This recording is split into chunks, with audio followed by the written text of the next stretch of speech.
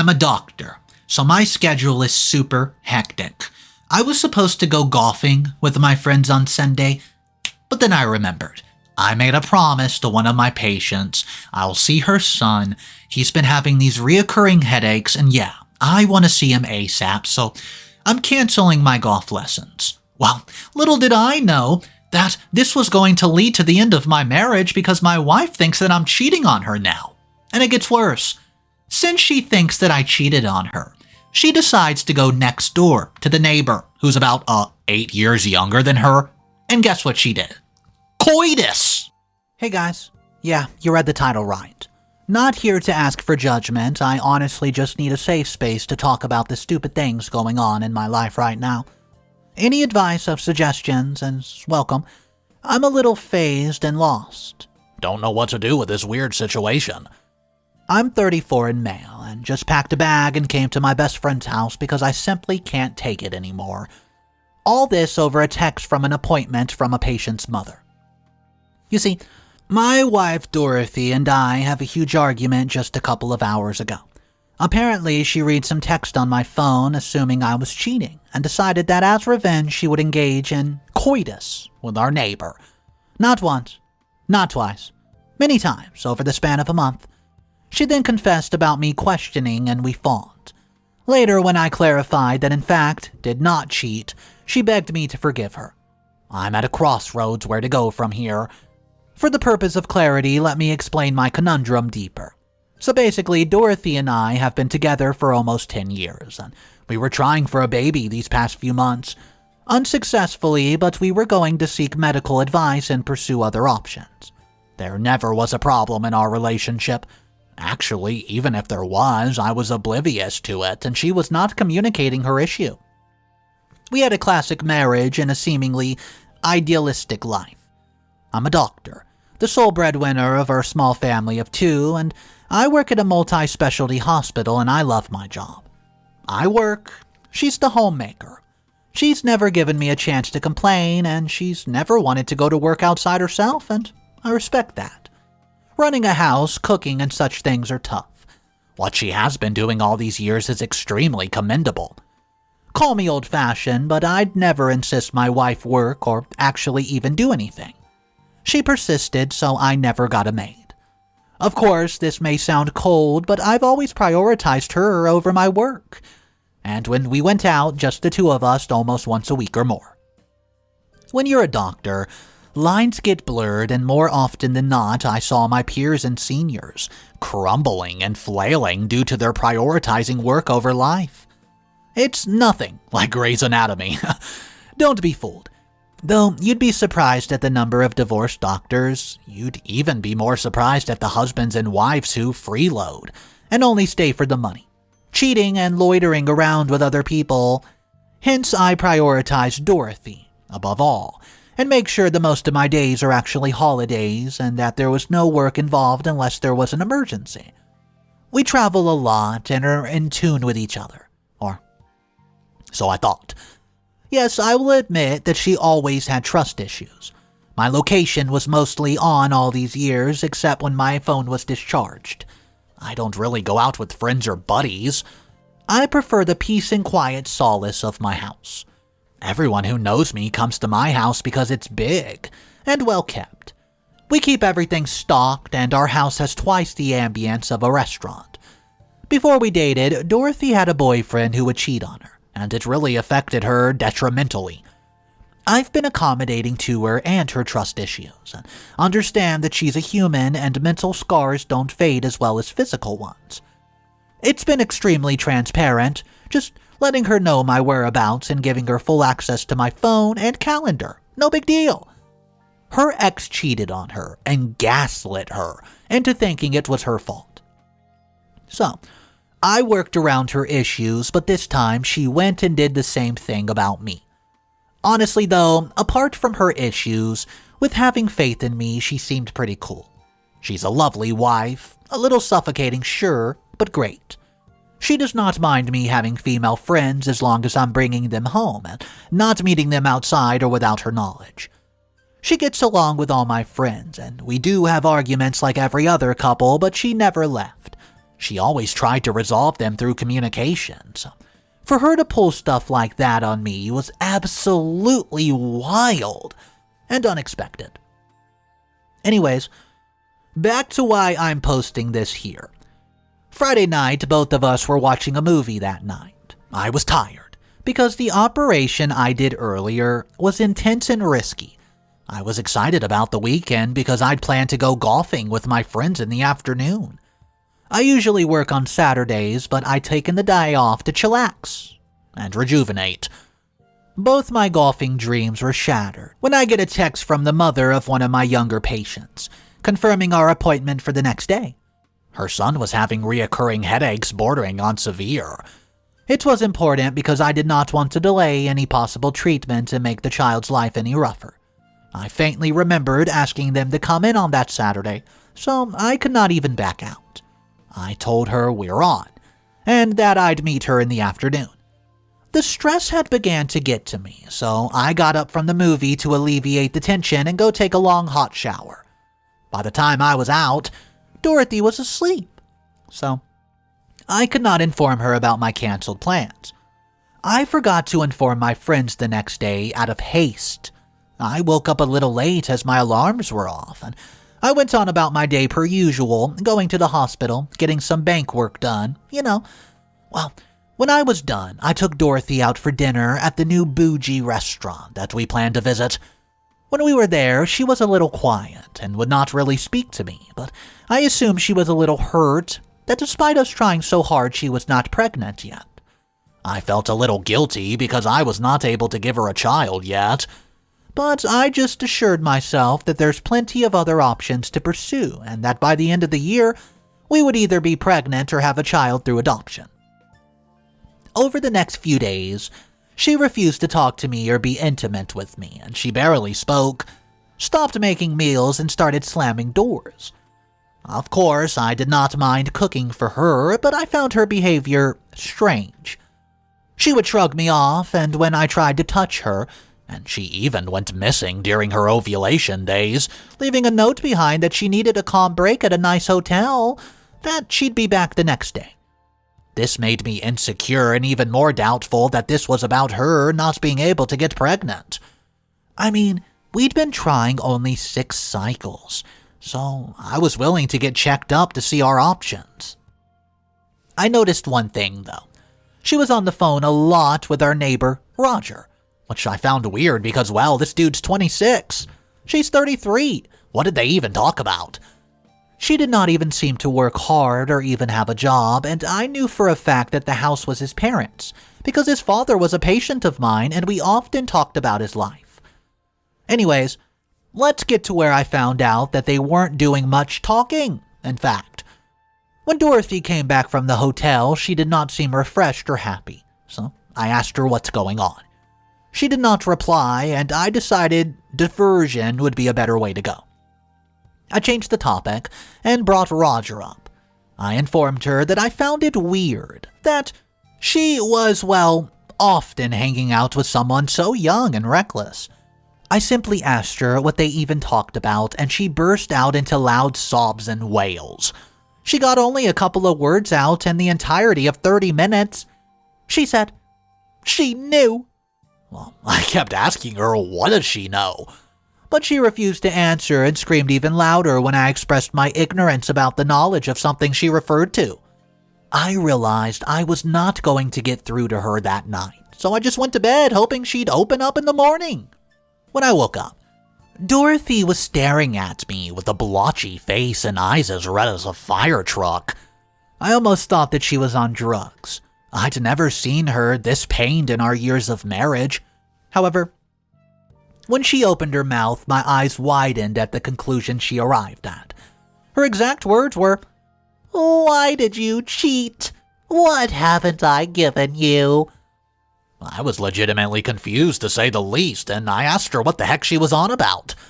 When she revealed to me that she had gone through my text messages with the patient's mother, she reminded me of the Saturday that I was supposed to be golfing with friends. She told me that when I was in the shower, she checked my text messages to see what was irking me so bad I had to stop the movie and go to take a shower. She said she only opened my text out of concern for me, and that she was shocked when she read my text with the lady. She claimed that apparently the innuendos this lady made were clear as day, and that it was obvious we weren't actually meeting for medical reasons. It was honestly a little funny to me. She said, and I quote, "My baby really isn't well. I hope you're able to come see us and help him get better." That's clearly her flirting with you. She did not really let me explain and clarify that it was genuinely an appointment. She apparently texted my friends, who did not know where I was and had gone golfing with us. She checked my location, but my phone was off and my last location was at the hospital. The only reason my phone was off was because I left it in my office because I had to get a patient's MRI done. For those of you who don't know, you're not supposed to bring metal, especially magnets, near an MRI. I didn't want anyone to think I was avoiding them and not picking up, so I switched it off.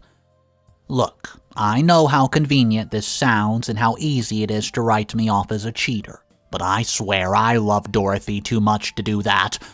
I just expected that after a decade of knowing each other, she'd have faith in me, you know? I still heard her out entirely without interrupting her, to respect her feelings, but then she dropped a bomb on me. Roger had been trying to flirt with Dorothy all these months, but Dorothy blocked him. He tried to approach her when she was at home, but she did not let him.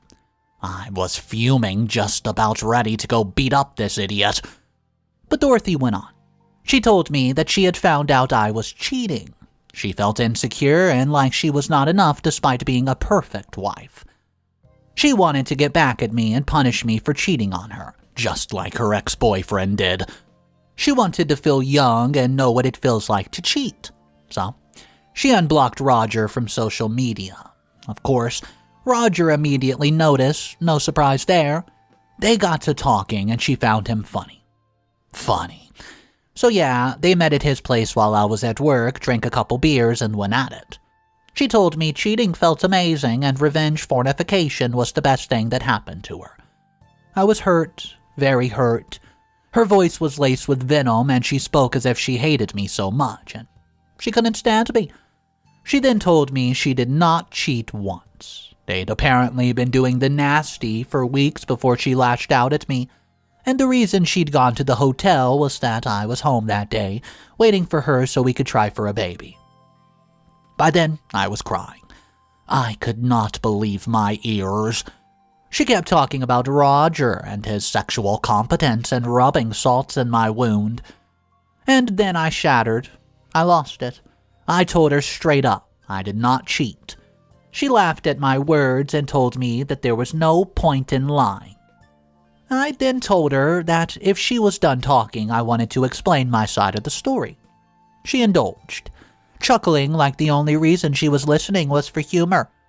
I told her about how I forgot about the appointment. I told her that when I wanted to tell her, she was asleep and I didn't want to wake her up. I further explained that because my alarm was off, I woke up about 30 minutes before the appointment and had to rush without informing her of my friends. Then I explained how I was in the MRI room with the patient and technologist, hence my phone being off. I pulled out the MRI soft copies with the date and timestamp on them, and she claimed that they were fabricated, and that I was a terrible liar. She told me that even if I did not cheat, I wasted half my day in the hospital and that she did not have to put up with that. I told her I was sick of having to justify my every move. I went on a massive rant about how I accommodated her every need, supported her in every aspect of life, and I never restricted her career. She chose to cut it off herself. I respected her choice to be a homemaker, but her disrespect towards my medical career was not tolerable. I put so much effort into balancing work and life, and that life always had the heavier end of the scales. I went off at her for refusing to trust me after I gave her every reason to, and I told her I did not know what else to do to make her trust me at that point. In a heartfelt discourse, I emphasized the duty and responsibility that came with being a doctor, reprimanding Dorothy for hastily jumping to conclusions. Then it seemed like she was coming back to her senses. She started apologizing profusely, asking me to overlook her actions and ignore the fact that she was unfaithful. She begged me to forgive her, but I was a little iffy and hurt. I informed her that if she could not help respect me for who I am, after bending my back for her, I needed to rethink the dynamics of our relationship. So, I left for work after that, then came back, packed a bag, and now I'm here in my best friend's guest bedroom, typing this out. I talked to him, and he said my wife was completely in the wrong. Though, I really do get why she assumed I was out cheating. I mean, I did not inform her or my friends about the change of plans. Left my phone off in the hospital, and my patient's mother texted me in the middle of the night. It was all a little suspicious. Of course, I don't agree at all with her approach, and I still can't believe she did the nasty with our young bachelor neighbor. I'm so mad, and it's why I left my own home. I honestly don't know whether I should consider it a misunderstanding, forgiving her, let things go back to how they were, or should I move on from her distrustful behavior and divorce her? Anyways, that's it for now. I'll keep you updated if I can. Please suggest to me what I should be doing after this point. I'm really confused and don't want to act rashly while I'm hurt. Bye, guys. Update number 1. Hey guys, I really appreciate the kind words. I'm going through a rough patch right now, with everything going on. For those of you saying the circumstances were very suspicious and that I should forgive my wife, I understand what you mean. But she could have confronted me or calmly conveyed her doubts to me. Her doubts weren't that big of a problem. Her jumping to conclusions and taking, quote, revenge was the thing that made me come to this decision. I discussed this with my father, and he explained to me that I was bending to her whims far too much. It was time to get a divorce and focus on expanding my career. So then I bid my mate adieu, packed my rucksack, and decided to go back home and discuss divorce and how to move forward from here. I planned to discuss spousal support and how we could get a clean break without either of us in financial strain afterwards. However, I needed some unseen juice when I got back home. When I came back, I was about to ask my wife to move out. However, I was taken aback when I found my wife in a compromising position with Roger. It was mildly traumatizing, honestly, and after they quickly got dressed and sorted themselves out, Roger let himself out. I sat Dorothy down to discuss how part ways amicably. My wife claimed that she was happy I came to this conclusion because she had fallen in love with this man over the span of a couple of weeks. Bitterly, I congratulated her for finding love and decided to discuss alimony and divorce with her. Instead of monthly payments, we agreed to a lump sum payment as part of the divorce settlement. This lump sum payment would serve as a one-time financial statement. She told me she had already talked to Roger about it, and he said he wanted them to get a huge amount at once instead of monthly spousal support. I found it extremely shady, but who am I to tell her better? Sarcastically, I wished her well as she promptly moved over to another house on the same floor, where Roger resided. So yes, currently I'm living alone, and I'm doing bad. I acted nonchalant in front of her, but I still love her very much, and the fact that she's already moved on hurts very much. Update number 2. Hello, I'm back with another update on what happened with Dorothy after she moved out. I'm honestly not happy after letting her go, but it's for the best, right? Also, thank you so much for the concern and well wishes. I knew that love if I wanted to move on. Moving on, something happened the other day when I was going out for work. Dorothy approached me in the hallways, looking pained and regretful. She expressed deep remorse over all the hasty and badly thought-out decisions, and she had made it barely a month. She revealed that her new boyfriend was not financially independent and lived in a house owned by his parents, which I already knew. He pretty much lived on the edge and had no sense of responsibility whatsoever.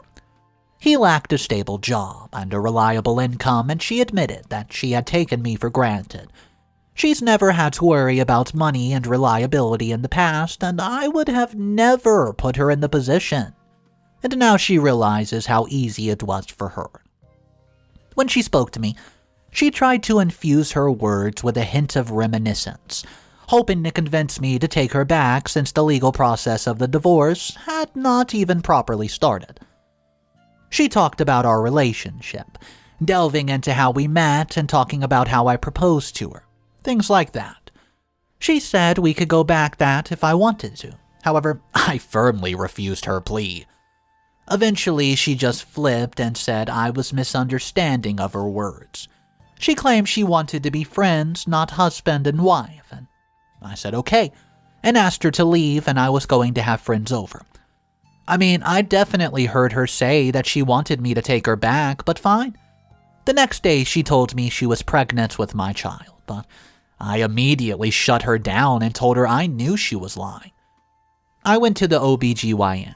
Turns out it's very unlikely I'll ever have kids. It hurts, but I'll always have other options, so I'm not that sad about it. That's all for now. Update number 3. Hey, I'm back. This time I'm a little embarrassed, but this is a throwaway account anyway, so who cares? I'm honestly not doing well. Right now, it's a little hard for me to take a vacation from work, and without Dorothy, I'm lonely. I'm still firm on not taking her back, though. I'm leaning heavily on my friends and father for support, and I did something stupid. Don't judge me. So, Dorothy had stopped being sly and denying that she wants us to get back together. At this point, nowadays she just meets my eyes in the corridor and I shake my head no. She texts about 10 times a day and sounds desperate over her voice notes. It's honestly so annoying. I wanted Dorothy off my back, so I stooped down to her level. I decided to take revenge as well. Feeling depressed by the loss of my marriage, I brought my friend Clara and asked her to act as if we were in a relationship. She's a nurse at the hospital I work at, so we work together and hang out often. Dorothy was not happy that I was friends with her back when we were together, and Clara was not happy that my wife was being so controlled of my friendship. So, when I asked her, she agreed immediately out of pity. She saw how much my phone pinged and saw the text of her groveling. We hung out at my house often, watching movies and ordering junk food. Clara would bring a second pair of clothes and have messy hair on purpose while leaving, so I'd look like we weren't just friends anymore. Of course, Clara and I were not doing anything of that sort. It was too early for me to move on, but it sure seemed like that to anyone who was looking from the outside. Dorothy. This intentionally made her extremely jealous. And she did not hold back with her vocal expressions of envy. Initially, she avoided us out of shame and respect, but the other day, she came across my apartment. She revealed that Roger no longer loved her and wanted her to leave. She told me that Roger made her get rid of the child she was carrying, and that she did not want a child. She actually did it, because she wanted to be with him, but it did not change his stance and demeanor. She told me her parents were not talking to her because of her actions and how she hurt me. They were not happy that she cheated on me, and even more angry that her boyfriend was 7 years younger than her. They did not respect that she left a rich and kind man like me, so they refused to take her in. Since Roger wanted her out of his house, she had nowhere to go. Stranded and on the verge of homelessness, she faced consequences of her choice to leave me for the neighbor. As even her parents were angry with her, I wished her the best of luck and closed the door. I think she's still at Roger's, but I haven't really seen her talk to her. Anyways, her coming here was a week ago, and now I feel foolish for asking Clara to pretend to be my girlfriend. This was so childish, wasn't it? Well, see ya. Before we discuss this story, I just want to tell you a quick update about it that was in the comment section of the last update. Remember Clara, the pretend girlfriend that OP tried to get some revenge on his ex with? Well, turns out they were a match for each other because they started dating. And, well, OP has not talked to his ex, and he doesn't even know if she's with Roger or not. So that's a little bit of closure to the story. But let's discuss the story. Alright, so we know that the doctor, well, he had a busy schedule. And what would lead his wife to believe that she was cheating? Do you think there was enough red flags of him not telling her about the golf cancellation? Maybe receiving a text in the middle of the night from the patient's mother? Just these things that can build up. But was it enough to be considered cheating? And go behind his back to repay the favor with a much younger guy that was called a bachelor? So I want to hear from you guys. Do you think that OP was in the right for what he did? And let me know, was the wife in the right for what she did? Drop your comments down below. This was one heck of a story. I don't know any doctors personally, but I wonder, is this kind of thing very often since their schedules are so hectic that maybe it leads to cheating or divorce? The OP said that it does, but maybe there's a doctor out there watching this that maybe knows better than me. So drop your comments down below. I hope you guys enjoyed the story. It was one heck of a ride. Make sure you subscribe for daily videos. I'll catch you guys in the next one. And remember, it's cool to be kind. See ya.